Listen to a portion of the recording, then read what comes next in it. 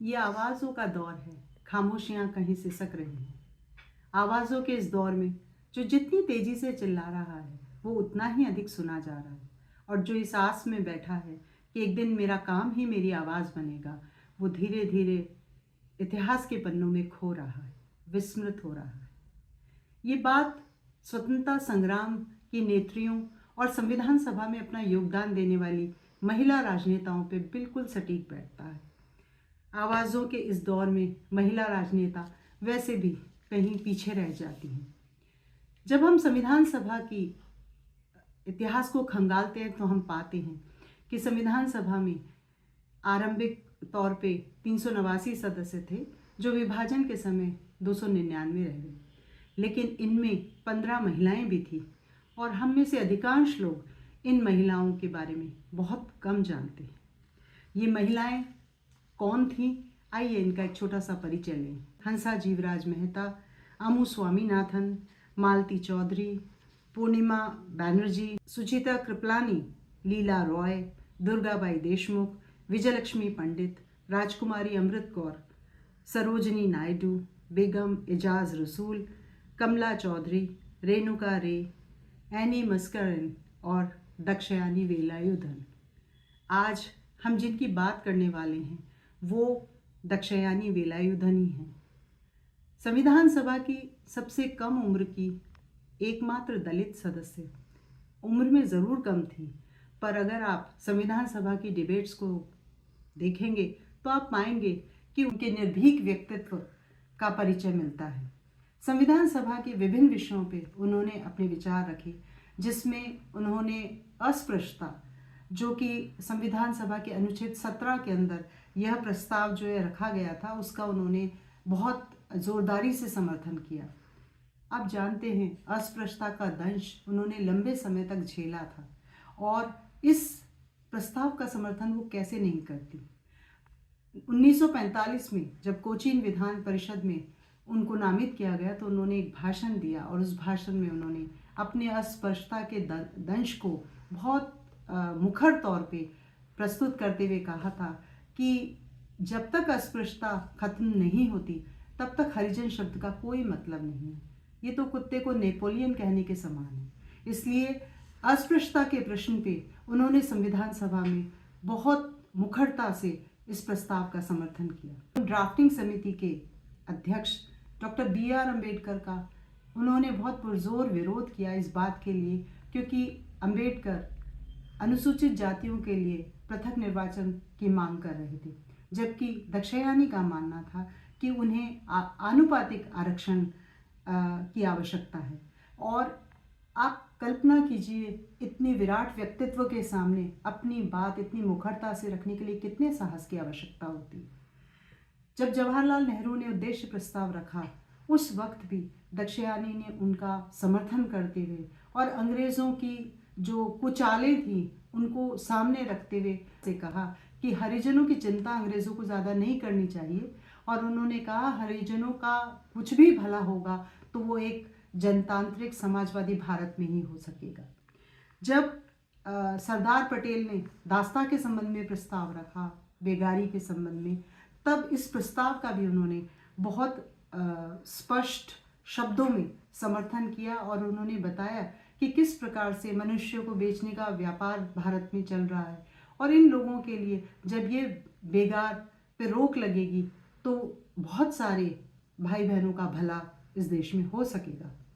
अल्पसंख्यकों के प्रश्न पर बात करते हुए भी दक्षयानी ने कहा कि केवल इन लोगों को मजबूती इसी बात से मिलेगी कि जब वो आर्थिक तौर पे सशक्त होंगे और जब वो पूरे भारतीय समाज से समर्थन प्राप्त करके या उनके समर्थन से विजयी होके जब प्रतिनिधित्व पाएंगे तभी उनका भला हो सकता है। इतना साहस और इतना स्पष्ट सोच बहुत कम महिला नेत्रियों में देखने को मिलता है। ड्राफ्टिंग समिति की कार्यशैली पर भी दक्षयानी ने एक प्रकार से प्रश्न चिन्ह लगाया। उनको ये लगता था कि बहुत बड़े बड़े नेताओं के भाषण हम सुनते हैं ड्राफ्टिंग समिति में, बड़े आदर्श और सिद्धांतों की बात भी ये समिति कर रही है, लेकिन उसके बाद भी जो ड्राफ्ट बन के आया वो बहुत सारे आदर्श जो कि भारतीय आदर्श थे उनसे बहुत दूर है। ये प्रस्ताव काफ़ी विदेशी है। उन्होंने हिंदू कोड बिल का भी समर्थन किया। दक्षयानी की इस स्वतंत्र और दृढ़ सोच के पीछे बहुत मायनों में उनका जो जीवन संघर्ष था वो अपनी महती भूमिका निभाता है। केरल में बहुत सारे कार्यों को पहली बार करने वाली वो दलित बालिका रहीं और इस संघर्ष की परिणति उनके स्वभाव में परिलक्षित हुई। बहुत सारे काम उन्होंने पहली बार किए और ये पहली बार किए जाने वाले कामों की भी लिस्ट बहुत लंबी है। अपनी जाति पुलाया समुदाय में एक बहुत अपरंपरागत नाम के साथ आगे बढ़ने वाली वो पहली लड़की थी। उनके समुदाय में कुरुम्बा, थारा, पुमाला जैसे नाम रखे जाते थे, लेकिन उनका नाम रखा गया दक्षयानी, यानी दक्ष की पुत्री, सती या दुर्गा। इस परंपरागत नाम ने ही शायद उनको वो शक्ति दी कि उन्होंने पूरे समाज से लोहा लिया। अपने समाज में, पुलाया समाज में पहले केरल में ये परंपरा पाई गई थी कि पुलाया स्त्रियों को अपने वक्षस्थल को ढकने की अनुमति नहीं थी। जब दक्षयानी ने ये देखा अपने आसपास और वो बहुत सारे क्रांतिकारी विचारों से प्रभावित हुई, तो वक्षस्थल को ढकने वाले ऊपरी वस्त्र पहनने वाली वो पहली पुलाया जाति की महिला बनी। स्कूल के अंदर स्कूली यूनिफॉर्म पहन के शिक्षा प्राप्त करने वाली भी वो पहली एक दलित छात्रा थी। वो पहली केरल की दलित विज्ञान स्नातक बनी। जिस दौर में औरतों को पढ़ने का अधिकार नहीं मिलता था, उस दौर में उन्होंने विज्ञान में स्नातक की उपाधि प्राप्त की। ये भी कोई छोटी मोटी बात नहीं थी। वो संविधान सभा की सबसे कम उम्र की एकमात्र दलित सदस्य बनी। ये भी पहला कदम था और ये सारे जो कुछ उनके साथ हुआ उसने उनको इतना निर्भीक और जुझारू बनाया जो उनके सारे जीवन में परिलक्षित होता है। उनका आरंभिक जीवन गंभीर जातीय भेदभाव में बीता और इसीलिए सामाजिक आंदोलनों के प्रति उनका एक आकर्षण रहा। उस दौर में केरल में कई क्रांतिकारी स्वर उभर रहे थे, जिनमें दो स्वरों ने उन्हें बहुत आकर्षित किया। एक थे नारायण गुरु और दूसरे थे अय्यन काली। ये अय्यन काली ही थे जिन्होंने 1915 में पुलाया जाति की महिलाओं को कहा था कि वो वक्षस्थल को ढकने के लिए पहनी जाने वाली जो पत्थर की मनकों की माला, जिसे कलुमाला कहा जाता है, उसे उतार के फेंके और ऊपरी वस्त्र धारण करें। और उन्हीं की इस प्रेरणा से दक्षयानी ने ऊपरी वस्त्र पहनना शुरू किया। इन दो विभूतियों के अतिरिक्त उनके जीवन में महात्मा गांधी का बहुत बड़ा जो प्रभाव नज़र आता है और वो युवावस्था में महात्मा गांधी के संपर्क में आई और उन्हें अपना पिता तुल्य मानने लगी।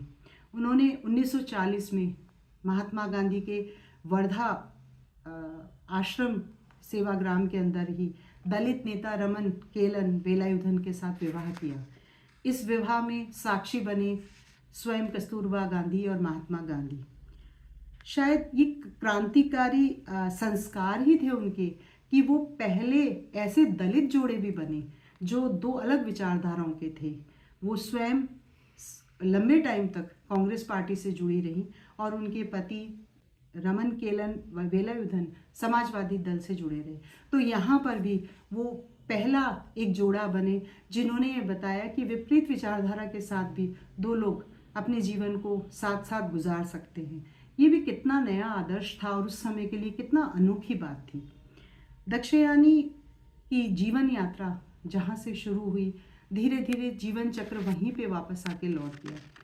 अपने लंबे राजनीतिक जीवन के बाद उन्होंने धीरे धीरे सक्रिय राजनीति से अपना संपर्क कम कर दिया और वापस अपनी प्रेरणा स्रोत पिता तुल्य महात्मा गांधी के आदर्शों की ओर वो वापस लौट गई और उन्होंने जो जीवन के अंत समय में अपना रास्ता चुना वो था रचनात्मक क्रांति का रास्ता या रचनात्मक कार्य का रास्ता।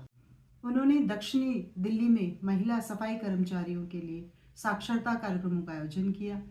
उनके वैकल्पिक रोजगार के लिए प्रशिक्षण कार्यक्रमों का भी आयोजन किया और अपने जीवन के अंतिम सांसों तक वो इस रचनात्मक कार्य से जुड़ी रहीं। 66 वर्ष की अवस्था में उनका निधन हो गया और देश ने एक जुझारू नेता को खो दिया। ये बहुत दुख की बात है कि देश ने ही नहीं, उनकी कर्मस्थली केरल ने भी उनको भुला दिया। इस भूल का सुधार 2019 में केरल सरकार ने तब किया जब दक्षयानी वेलायुधन के नाम पर उन्होंने एक पुरस्कार की घोषणा की।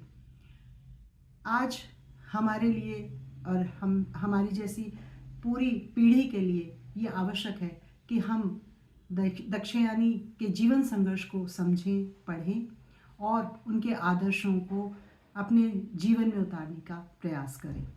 अगर आपको दक्षयानी के विचारों में रुचि है तो आप हमारे इस पुस्तक को पढ़ सकते हैं। इस पुस्तक का लिंक मैंने अपने डिस्क्रिप्शन बॉक्स में दिया है। इस सीरीज़ की अगली वीडियो जल्दी मेरे चैनल पे आएगी। आप अपडेटेड रहने के लिए मुझे लाइक, सब्सक्राइब और मेरे चैनल राजनीति विज्ञान की पाठशाला को फॉलो कर सकते हैं। Thank you.